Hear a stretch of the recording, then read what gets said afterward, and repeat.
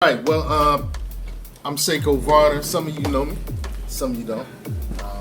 But I'm really involved with the Golden Fold, and I'm so glad that you're here for tonight's presentation. It's going to be twofold. I'm going to talk a little bit. Actually, I'm going to talk a lot. I'm going to talk a lot, but I'm going to try to make it short. And then I'm going to move into something a little more tangible. So tonight is business is the solution. And I want to just kind of give you an idea about business being a solution to problems. Then I'm going to connect you with a business that's here in Hampton Roads that actually might do business with the Golden Fold. All right, so I want to start off, this February is Black History Month, right? And I want to give you an idea about Black history. I'm not talking about African American history. I'm talking about Black history, because there's a difference. And so, what do you see here? A stone statue, and if Ralph stood on my shoulders and you stood on Ralph's shoulders, it still would be bigger than the three of us. That's how big this statue of a person is. And you'll find three of these in the Americas. I'm not just talking about North America, United States. I'm talking about Canada and South America. You'll find these type of statues that represent us, that came before Christopher Columbus. All right. So there's this book, and the book is called We Came Before Columbus, Dr. Ivan Van Sertima. There's actually Before the Mayflower, Leon Bennett, but this book, We Came Before Columbus, talks about the black presence in what we call the states, United States, Americas, the Americas, before the Pilgrims came.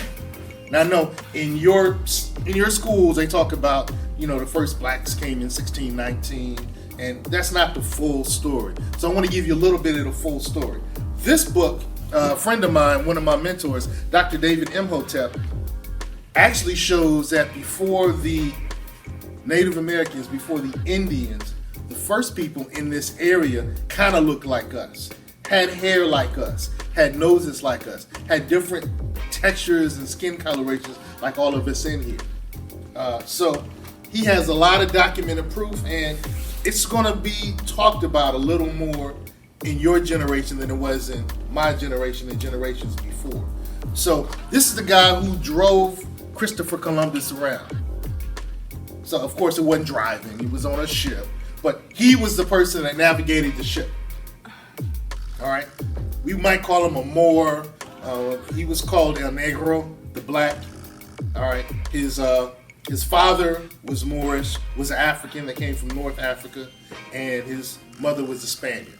Okay, he was on the ship with Cristobal Colon, who we call Christopher Columbus. Now, little thing, the Italians celebrate Christopher Columbus, but he never spoke Italian. Italy didn't exist when he was alive. He spoke Spanish, he spoke a native language, and he spoke 3 other languages, but Italian as a language didn't even exist at that time. But this is the guy who brought Christopher Columbus along. All right, now I'm going to jump ahead. This is after the enslavement period. So, we talk a lot about slavery here in the United States of America. Well, 1863, our President Abraham Lincoln, did the Emancipation Proclamation, which allowed, slaves in most parts of America to become free. Interestingly enough, one of the first places where it was read was in Hampton, Virginia, and that site is called Emancipation Oak. It's on the campus of my college, Hampton University. Yeah? So 1863, most of the slaves in the United States of America were said, you're going to start getting free. All right? In 1864, a bank opened that allowed some of the blacks who were in the military, yes, way back then, and formerly enslaved people, former slaves, to put their money into a bank. In 1864, another branch of that bank opened in Norfolk, Virginia, right up the street. In 1865, the president, Abraham Lincoln, signed an order which allowed the government to help them create this bank called the Freedmen's Bank. All right, so 1865, there were a lot of former slaves and black military people who put their money together, and they had about $3.7 million in 1865. In today's money, that would be around $90 million. 3 years, 4 years, 2 years after slavery ended, working together, we had what could be considered now about $90 million. Yes. Is the Freedmen's Bank still open in North Carolina? We'll talk about that in a different presentation. I'm not really focused on that, but the answer is yes. All right. By the way, there was a lady who opened a bank, a mulatto lady, where she was mixed. All right. Her name was Maggie Walker. She opened a bank in Richmond, Virginia. It was one of the first black banks in Virginia, opened by a sister in Richmond, Virginia. So it's a lot of money talk that I'm talking about today. And there's a reason why I'm talking about the money. Now, 1873, one of the things that happened was that Freedmen's Bank, which still does have a branch open, actually 3 branches. The money was stolen from the bank. The white bank president took the money, took about $3 million of that 3.7 and put it in his family's bank. The government at that time would not protect the black bank. Right now, if your money is put into a bank up to a certain amount, it's protected. The government wouldn't do it with the Freedmen Bank. And so the bank president was able to steal the money and nothing happened. They fired the president. They put Frederick Douglass as the president. He became the second president of that bank. You've heard of Frederick Douglass, right? Yeah. He was a bank president too. He was all about the money. But at that time, it was too late. The money was stolen, and a lot of the branches kind of disappeared. Why am I talking about this? Why am I talking about black history and money? Well, we'll see in the long run. One thing that I want to kind of push, and I'm going to get some pushback from some folk in the room, is black history is not American history. African American history is part of American history, but you're going to hear people all the time talk, black history is really American. Nah, that's a lie. Because we've done things all over the world. We are global. We cannot just limit ourselves to one small space. Now, we did that because we wanted to get accepted. But I want you not to focus on being accepted. I want you to be exceptional. Does that make a difference? Does that make sense? I don't want you to worry about being accepted. I want you to be exceptional. Because when you become exceptional, people love you. When you become exceptional, people love you. Yes? Could you describe what you mean by that? Absolutely. If you want a girl to like you, you can do stuff to try to make her like you. Or you can be the best, whatever you do, and she'll look up to you. So you can try to give her flowers, you can do a whole bunch of other stuff, or you could be about your business. You could get your body in shape. You can make sure you had the highest grades like you talked about. You could be the leader of the whatever team, and people will look up to you. And that girl will say, man, I want to be with him. My point is, if you work on becoming exceptional, people will want to be around you and do stuff with you. But if you worry about being accepted, you try to wear what everyone else wears. You try to do what everyone else does. If they're skipping class and you start skipping class because you want to be accepted. You don't want to be somebody they talk about.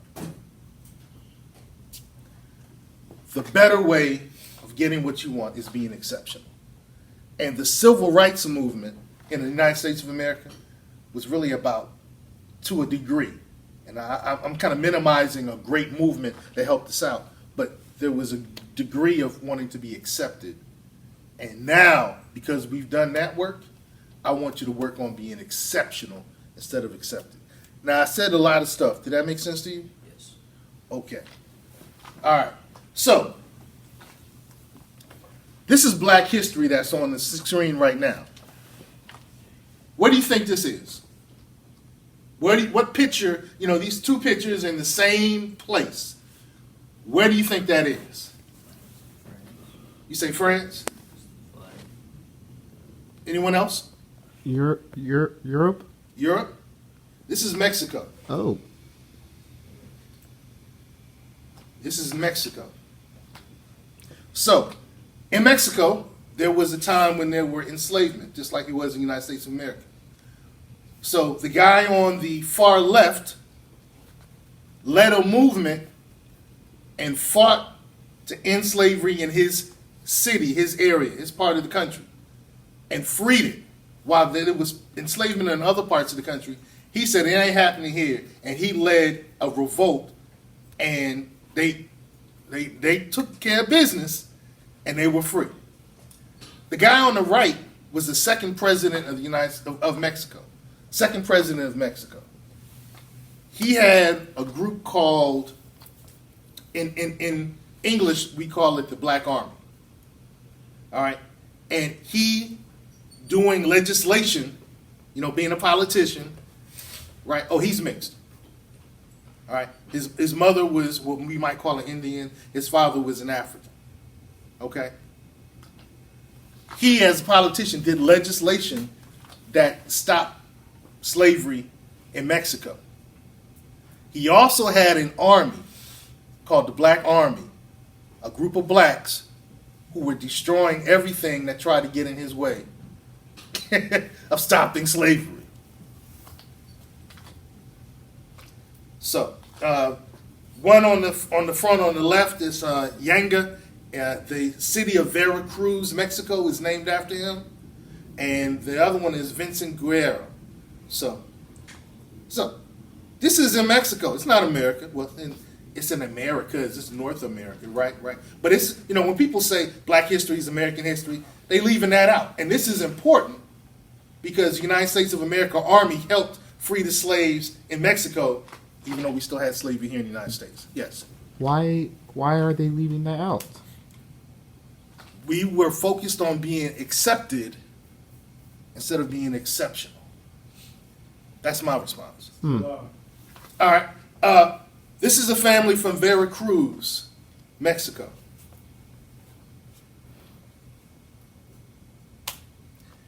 These are some boys from Veracruz, Mexico. This is a group from Costa Chica, Mexico. They were never enslaved in this part of Mexico. They never had slavery in this part of Mexico. But this is what the first people in that area look like and still look like today. We are global. Hope that's sinking in. These are the first Hawaiians. Hawaiians today are a mix of a lot of Asian groups that migrated there, but this was the first group that was there. Yes. First Filipinos. Is it supposed to do that? Yeah, it's supposed to, because I talked too long, so it's going to move. Okay. When Christopher Columbus got here, these are some of the people that he saw. Some have straight hair, some have curly hair. These are some of the first Malaysians. So we know people named Malaysia. This is what some of the first people in Malaysia look like. This is the Andaman Islands. The Andaman Islands is really the real Wakanda. Most people have not gotten into the North Sentinel Island or the Andaman Islands, just the coast. Because if you get past the coast, people end up getting killed. So the coast, you'll get pictures like this, but you're not going to get into the deeper parts of North Sentinel Island, Andaman Island, because they won't let you. They kill invaders. To this day, they kill invaders. This is what they look like. So on the, you see those trees and stuff in the background? You can't get past most of that. To this day. North Island. So when they talk about Wakanda's, in the movies that they didn't allow people in, these people still do not allow people in. So I want you to make history. I want you to surround yourself with excellence. Keep in mind that your decisions make your history. So keep surrounding yourself with excellence. As a shout out, this is one of the first groups of the Golden Fold. So in blacks in the United States of America, we have the indigenous blacks, the people who were here before the Pilgrims, before the Native Americans. We have the formerly enslaved descendants. We have immigrant blacks. Some of us came from Trinidad, Tobago, Dominican Republic, Jamaica, Africa, all, come to the United States, so, and then we have multicultural, we're all kind of mixed up. We're bigger than African American. I want you to think globally. It's important that you think globally. I'm going to talk about this in a second, but I want you to hear a little something from Dr. King. Ooh, it's not loud. Shoot.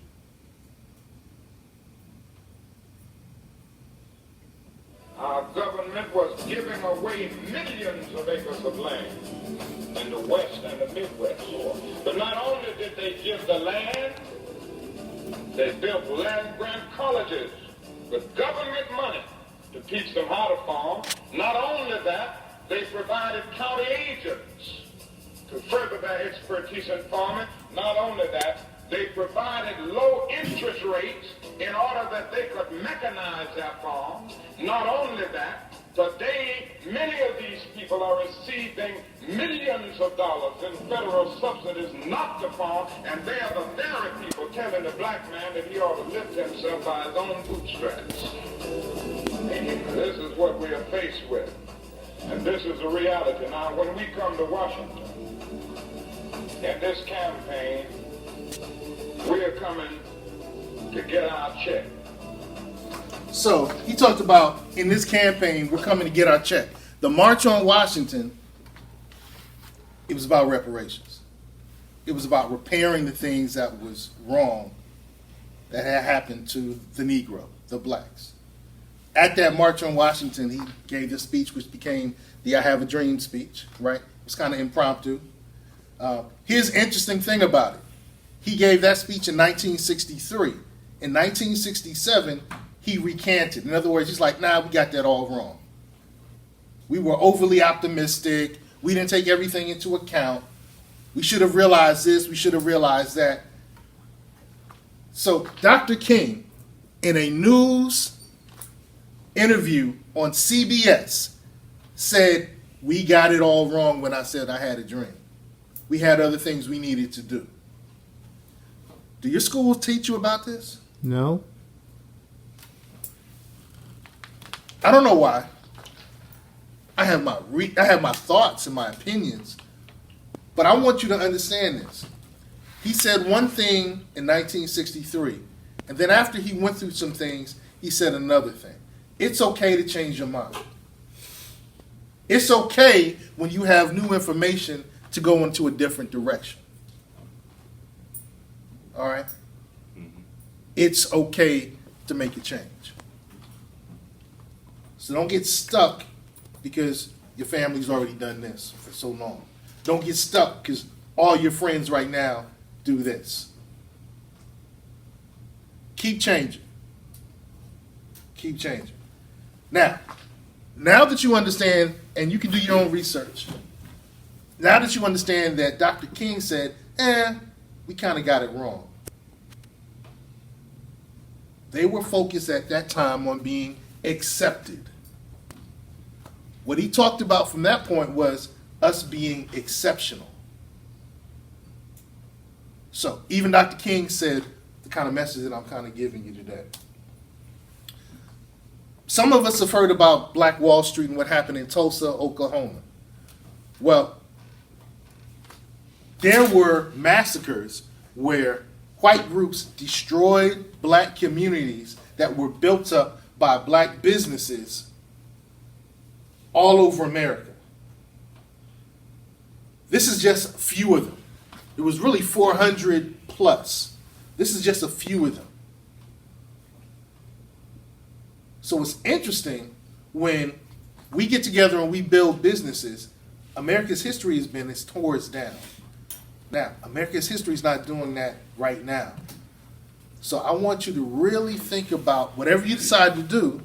If you go to college, if you go in the military, whatever you decide to do, I want you to think about being a business owner. It might just be owning stock. I own stock in Nike. I own stock in Walmart. I'm a business owner because I own some stock. So it could be that simple. But I want all of us to do something that's going to make us a business owner, because business owners have the best position in the United States of America. Noble Drew Ali says, our plight will change when we change ourselves. Your situation will change, Ralph, when you change yourself. And you've proven that. I remember when you were 13. Wait, 17 now? Yes, sir. Your situation changed when you changed yourself. Anyone ever heard the phrase, the white man's ice seems colder? There's this concept in our community that the white community has it better. That the white communities are safer. Have you heard? Have you felt that? Yeah. Have you ever heard? Yeah. Right. Their schools are better. Right? Mm-hmm. Yeah. Why is that? Anyone have an opinion? Anyone ever thought about it? Well, I definitely thought about that a bit. Because I was watching a video that talking about, there was a show just mentioning that concept. Maybe, I don't know if it's a bias thing. That's why their school is better than the mid school or something. That what my first thought was. Maybe just a bias thing or something. Or they just prefer provide more money to the one that are just pure of something than a mix of other things. Maybe just a me thing, I guess. I'm glad you're thinking about it. Yes. They're scared, You think there's some fear connected with it? maybe. Interesting. Any other thoughts? All right, for us old heads in here, and we've heard the phrase, "the white man's ice is colder," all our lives, right? No. Oh, for the old heads, the ones in the back, y'all have heard that before, right? Yes. I had an interesting experience. I went to an event, and a guy whose family sold ice, right? His family sold ice, and he rode along with his grandfather when they had ice boxes. We call them refrigerators now, but the ice box was really the refrigerator. You got somebody that brought a big block of ice, and they put it sometimes in the top, sometimes in the bottom, sometimes kind of cut up, and it kept the food cold like your refrigerator does now. They called it an ice box, right? And so they made ice, they cut the ice up, and then they drove around their city and they delivered the ice. They had to deliver to the white homes first. What? What? They had to deliver the ice to the white homes first. What? So what happened to the ice when it got to the quote-unquote black neighborhood? It melted? It melted. That's very weird. It's very weird. Who did that family have to put first? What community? If you put somebody else's interest first, your ice is going to melt. Your friends want to go do this, and you know you ain't supposed to do it, but you put their interest first because you don't want them to laugh at you, joke on you, or whatever. Your ice is going to melt.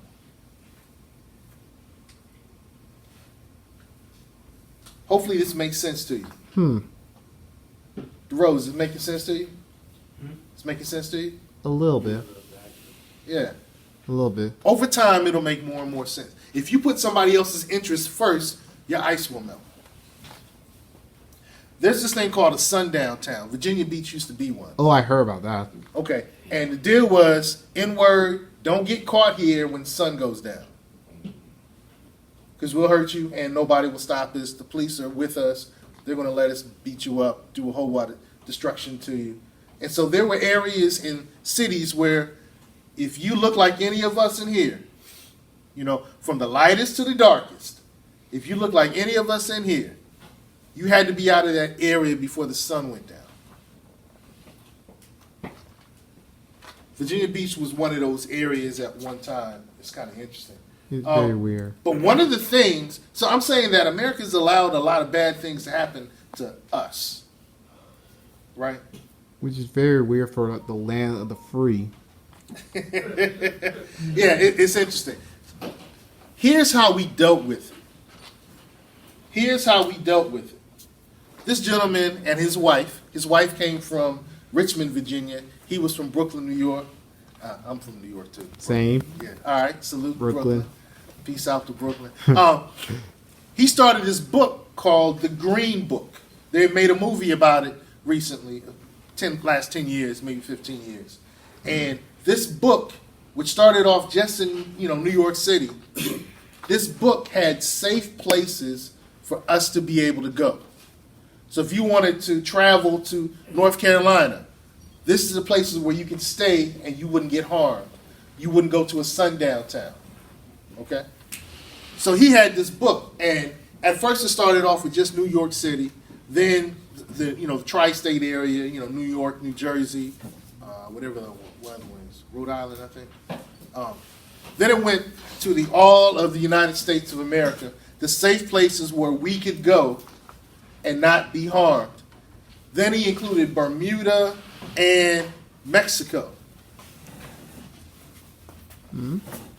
Places where you could travel. He was actually Travelocity. He was a travel agent. Like before Travelocity was a thing. So he created this book called The Green Book. He and his wife. And it was like 25 cents. It circulated, in other words, you could buy one from 1936 to 1966. 30 years.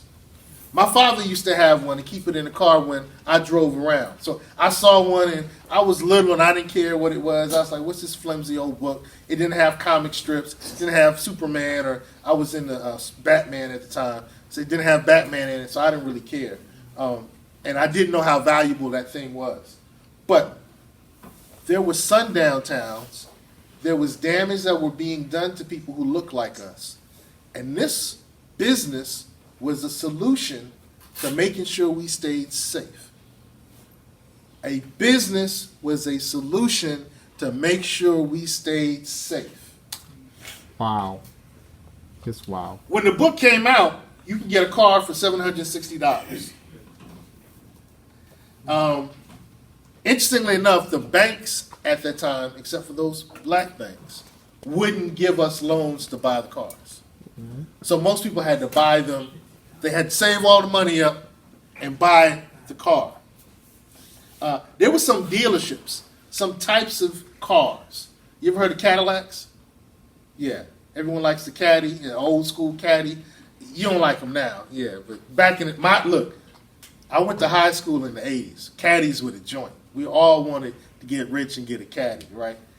Cadillac, interestingly enough, wouldn't sell Cadillacs to people that look like us. What?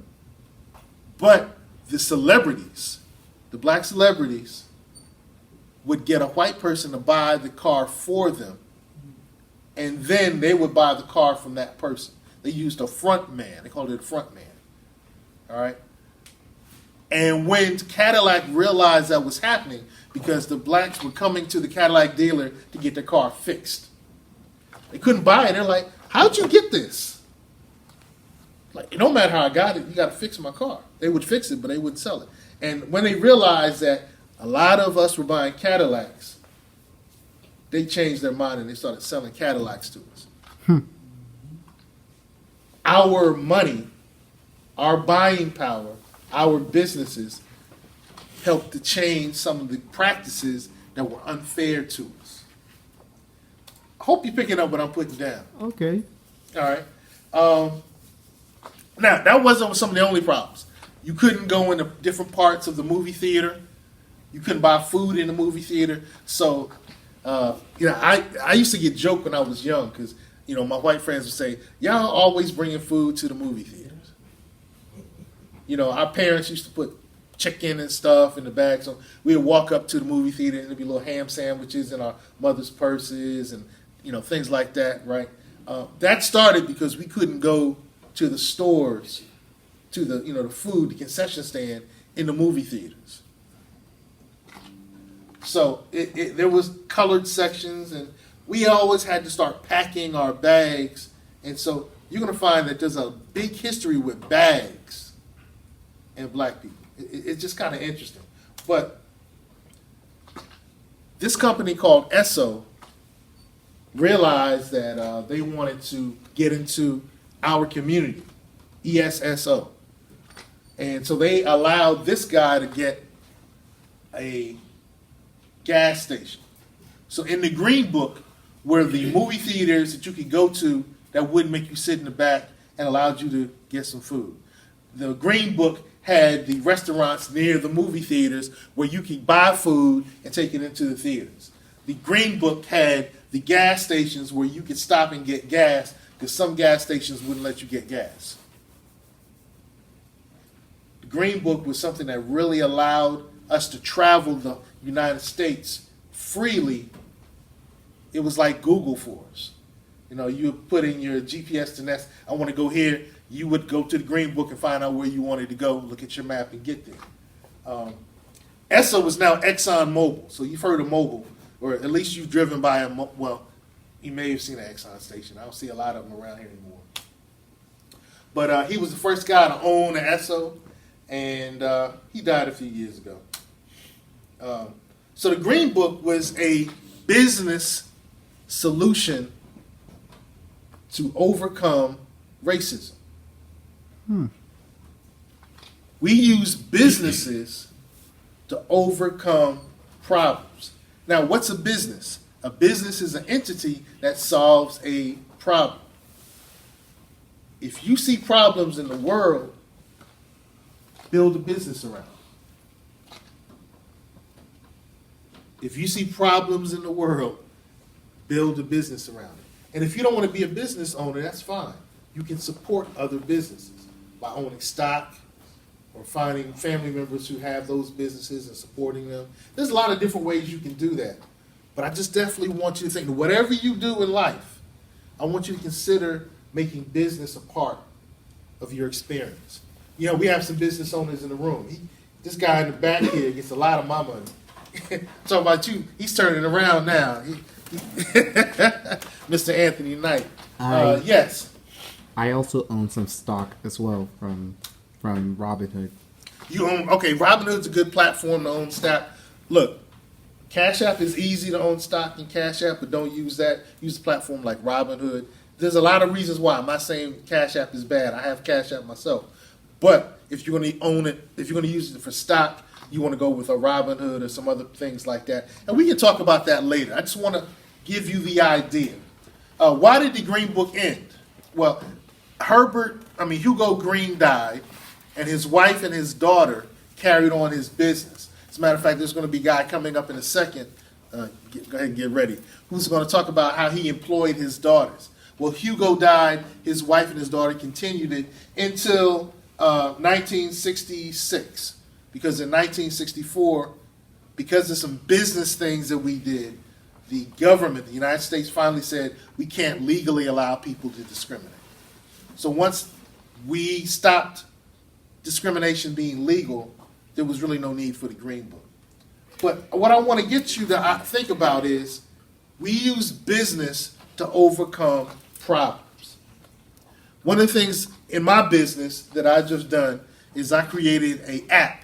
So on your Android or on your iPhone, there is the Hampton Roads Green Book app, which has a lot of our Black and Latino-owned businesses, veteran-owned businesses here in Hampton Roads.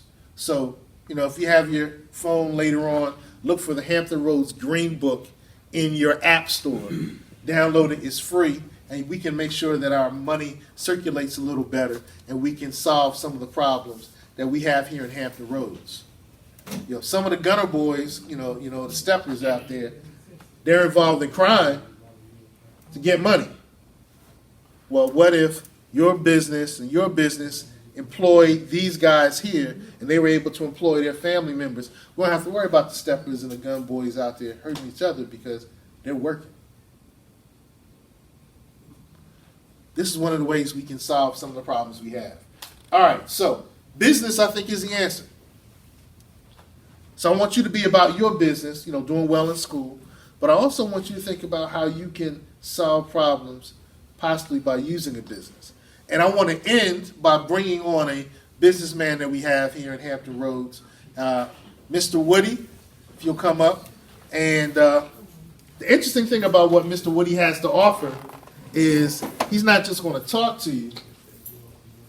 He's going to offer you an opportunity. And, maybe the Golden Fold will take him up on the opportunity. Maybe we won't. But I wanted you to at least have an opportunity to hear from a person who started his business and kind of what his business does. Mr. Woody? How y'all doing today? Got a little surprise for y'all. And